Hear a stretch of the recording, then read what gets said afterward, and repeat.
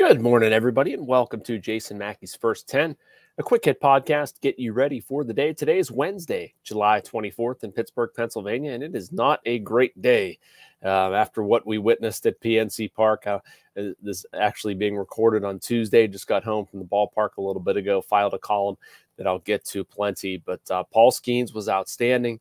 It was an absolutely magnificent atmosphere along the North Shore, and yeah, well, you know how it turned out. A 2-1 Pirates loss. The offense couldn't get going against Lance Lynn, et cetera, et cetera. Also want to talk about the Penguins storyline with Kevin Hayes meeting with the media for the first time. But first, I want to remind you that we're sponsored by the North Shore Tavern. You don't have to be a baseball fan to love it there. The interior is wall-to-wall Pirates. Their appetizers, entrees, cocktails, and of course, steak and seafood on a sizzling lava stone. Open every day. The North Shore Tavern across from PNC Park is Pittsburgh's home for steak on a stone. So I want to take you through my day on Tuesday and what I set out to do and kind of explain the thought process behind what you're reading in the paper, what you're not reading in the paper, something that's sitting there. And so I wanted to write about Paul Skenes' incredible warm-up routine. And I will at some point, but I don't think it was appropriate to write about it today. So went out to the outfield, waited for Skenes to get out there and just charted his every move. And I have a whole bunch of notes in a notebook and on my computer, and was talking to some fans out there, and just the general atmosphere was so darn cool. The excitement, people just fascinated by this kid, as they should be. And he's just been absolutely dominant, a great story. You run out of stuff to say, right? And he was again that way tonight. 8 1/3 innings, 2 runs, 8 strikeouts, goes out for the 9th, standing ovation, MVP chants, all this awesome stuff. Well, it all goes for naught. It's his first loss of any kind since last May. His first major league loss. It stinks. It stinks, frankly. And the Pirates could only score 1 run against Lance Lynn. Lance Lynn, he of 37 years old, had a 6.43 ERA over his last, I think, 6 or 7 starts, somewhere in there. Has just been really bad of late. This is a guy the Pirates should have some success against. And the point of my column, what I wrote was, I mean, if this isn't like an eye-opening, splash some water on your face kind of moment about adding to the team, needing offense, getting something done, I don't know what is. And there are a couple points that, we've been kind of making these intermittently, and I guess I'm going to do that again. But I mean, there's nothing that says you have to drag it out until the trade deadline. If you drag it out until the trade deadline, who knows what you lose in the interim? They've certainly lost, quite literally, a fantastic start by their rookie phenom. And I think at the end of this season, I do worry about the Pirates and the number of games we can look at and say that they've lost that were perfectly winnable games. Throw this one into that category, certainly. Other ones have not been so much for lack of offense, but just sloppy play. Or maybe some part of their game comes unwound. But tonight was especially frustrating when you have somebody doing what Paul Skenes did, that you can only get 1 run. Twice they had the bases loaded. They left the bases loaded. Their only run was quite literally manufactured. O'Neill Cruz hits what should have been a single. I know up in the press box, I'm going, no, don't. Okay. This is all in my head too, by the way. We don't say these things out loud, but it was a very daring, risky move that worked out. Nick Gonzalez pokes a single up the middle. Great. They get a run. You think they're in business, and that's all they can get. This has been fairly common in Skenes starts. The Pirates have now scored just 10 runs in his last 6 appearances. Over the Pirates' last 26 innings, they've scored just 3 runs. I don't know the exact numbers off the top of my head, but against the Cardinals, they have not fared well. I think there have been 8 meetings, and I want to say they've only scored more than 3 runs twice. So I look at this, and it's a fairly easy answer for me. And it's what we've been talking about. It's the narrative with this team. And I talked to Andrew McCutcheon after this one, and I understand people don't always love the, I'll get him tomorrow, whatever, kind of quotes. But I do value what comes out of Kutch's mouth. I value it because it's honest. He's smart. He's thoughtful.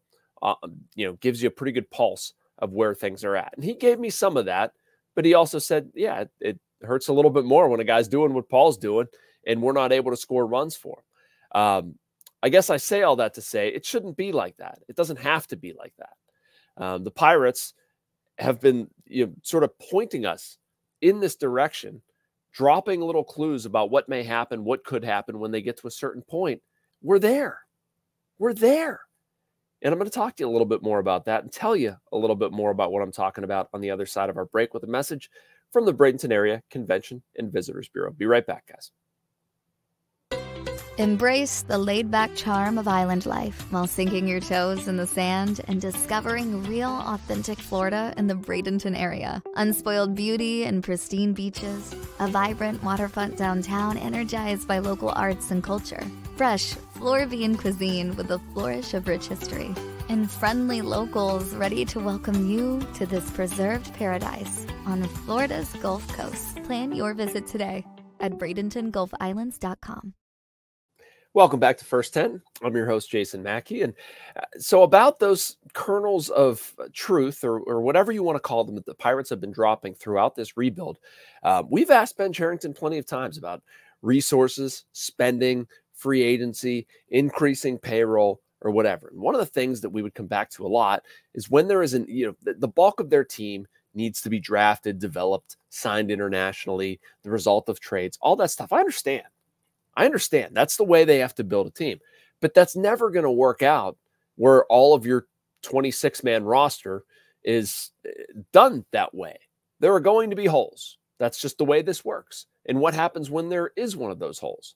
Well, Cherington, Travis Williams has said this, Bob Nutting has said this. The Pirates are confident that they're going to be able to address those weak spots whenever there is one. Well, look around. What we saw Tuesday night at PNC Park was a gigantic weak spot. They need a deeper lineup. What they're doing there will not suffice. Yasmani Grandal, him grounding into the double play and eliciting a bunch of boos. Boos, by the way, that I'm not sure we've heard since Rowdy Tellez, but he's become Paul Skenes' personal catcher. Aside from that, I don't know what he's doing on the team. I mean, Joey Bart's their starting catcher. Jason DeLay is a better catcher defensively than probably anybody in the organization. I don't understand why he's not there at least to back up. If you want to play Joey Bart, I understand. I'm not arguing with that. And I'm not even saying Jason DeLay should play over Joey Bart. But it's a misuse of a roster spot. I don't understand. Pinch hitting Ke'Bryan Hayes for Rowdy Tellez when Derek Shelton did against JoJo Romero. And then they bring in Ryan Fernandez. I get that. I had got the succession of events wrong on Twitter and issued a retraction or a change there. But Hayes has just really struggled. Third straight game where he hit into a double play and has not been able to find it. And that's been such a sore spot for the offense. You need more from Ke'Bryan Hayes. And I look at this group, and I'm obviously advocating in my column and just in general, they need to make a trade. They need to get better. They need to find offense. They need to not wait around. They need to do it now. One of the issues, though, here, honestly, is development and them not getting enough out of what they do have. When Ben Cherington talks about this stuff, we'll often talk about, our improvements need to come from within. And I understand what Ben is saying there to a degree. Guys like Jack Suwinski, Henry Davis, Jared Triolo, you'd expect more there. I think Nick Gonzalez largely has been fine. I'm not taking issue there. But for the number of years that the Pirates have spent losing and what they should have to show for it position player-wise, they don't have enough. They don't have enough of those guys coming up to the system and getting better as Pirates to impact the lineup. So where we're at, they're going to have to go outside and get some help. I mean, and they're going to have to do it fast, in my opinion, not just because the deadline's about a week away, but you're wasting very good performances. I don't want to say they're taking on water because they've actually played some pretty good ball of late. I just hate seeing starts like the ones we saw from Paul Skenes wasted. And now, you know what? It sets up for Martin Perez on Wednesday in basically a must-win start. And he has not been very good lately, an 8.23 ERA over his last 4 starts in 19 2/3 innings pitched. You're hoping for a lot right now for him to come in and have the start of a season for you. Basically, it's going to be interesting to see that play out, number one, but a lot of pressure on Martin Perez. So I'm way over time. I'm going to have to hit some things really quickly. I did want to offer some injury updates, some good news from PNC Park a little bit earlier. Bailey Falter is going to be starting a rehab assignment tonight. Jared Jones, he threw on flat ground, another piece of progress for him. Ryan Baracki's got a little bit of a weird thing going on. He just continues to rehab. It's going on almost a month at this point. Has some occasional flare-ups in his triceps. That's a little bit odd, something to track, and Andy Rodriguez is going to start. There's a possibility of him working back as a designated hitter that's kind of interesting. I guess I'll save the Kevin Hayes talk for another day. Nothing says that I have to get to that today. As you know, this is something we do every single day. I will have another one of these tomorrow, and we can certainly talk about Kevin Hayes then. Also going to have plenty of Steelers stuff to talk about as well, because they report to Latrobe.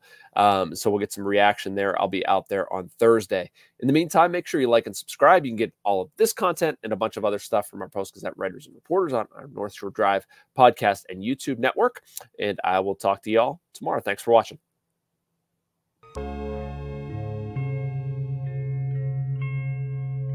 Thank you for checking out this content from Post-Gazette Sports. If you watch this video on YouTube, please like the video and subscribe to our channel.